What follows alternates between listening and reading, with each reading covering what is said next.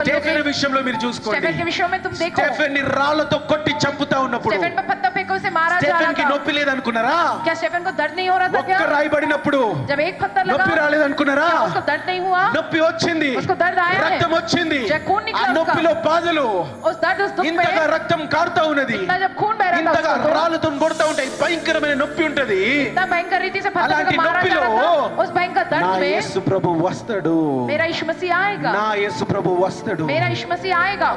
తగులుతా ఉన్నాయి. उसको मार पड़ रही थी వస్తాడు, पत्थरों की, పర్వాలేదు, मेरा आएगा कोई परवाह వస్తాడు, नहीं, పర్వాలేదు, आए भी नहीं तो परवाह వస్తాడు, नहीं, పర్వాలేదు वो आएगा అని कोई परवाह తాకుతా नहीं। ఉన్నాయి, తాకుతా ఉన్నాయి, देखो దెబ్బలు తాకుతా ఉన్నాయి. उसको मार पड़ी रही थी, पड़ी ప్రజలు रही थी హేళన मार। చేస్తా ఉన్నారు, लोग उसका मजाक उड़ा ప్రజలు रहे थे, హేళన చేస్తా ఉన్నారు, फरीसी लोग मजाक उड़ा रहे తాకుతా थे, ఉన్నాయి. उसको मार पड़ रही थी। రాగా వచ్చిండు, जब वो आया ఆయన కొరకు కూర్చొని కాదు, उसके लिए बैठ कर नहीं, సింహాసనం మీద కూర్చొని కాదు, सिंहासन में बैठ कर ही नहीं, సింహాసనకే లేచి सिंहासन से ఆయన उठकर కొరకు మర్యాద పూర్వకంగా उसके लिए मर्यादा ఆయనకు ఒక पूर्वक ఘనత ఇవ్వడానికి उसको एक आदर देने के సాక్షాత్తు लिए, యేసు ప్రభువే जय साक्षात ఆయన यीशु కొరకు मसीह నిలబడి उसके लिए खड़ा होकर, నా బిడ్డ పరలోకానికి అన్నాడు. आओ मेरे హల్లెలూయా, बच्चे स्वर में क्या कहा, हालेलुया హల్లెలూయా. हालेलुया।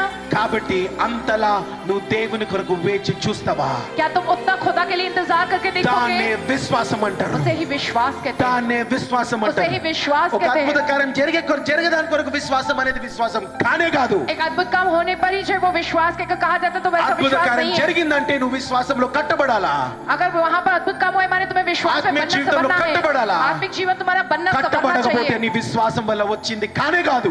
अगर तुम्हारा आत्मिक जीवन नहीं संवरा है तो वो तुम्हारे विश्वास के जरिए आया हुआ अद्भुत काम నీ चमत्कार नहीं విశ్వాసం है। వల్ల వచ్చింది जो तुम्हारे विश्वास के द्वारा आया है ఎంత తృప్తినిస్తుందంటే నీకు. वो तुम्हें इतनी संतुष्टि देता है कि ఎన్ని ఇల్లు పొందుకున్నా, ఎన్ని ఉద్యోగాలు పొందుకున్నా, ఎంత సేవ చేసినా, ఎంత వ్యాపారం చేసినా, चाहे कितना भी घर पालो या नौकरी पालो या चाहे सेवा ఎంతమంది करो या పిల్లలు व्यापार కన్నా करो या कितने भी बच्चों को जन्म ले लो, విశ్వాసం లేకుండా పొందుకున్నది నీకు తృప్తినే ఇవ్వదు. बिना विश्वास के जो तुमने पाया होगा वो तुमको संतुष्टि नहीं देगा।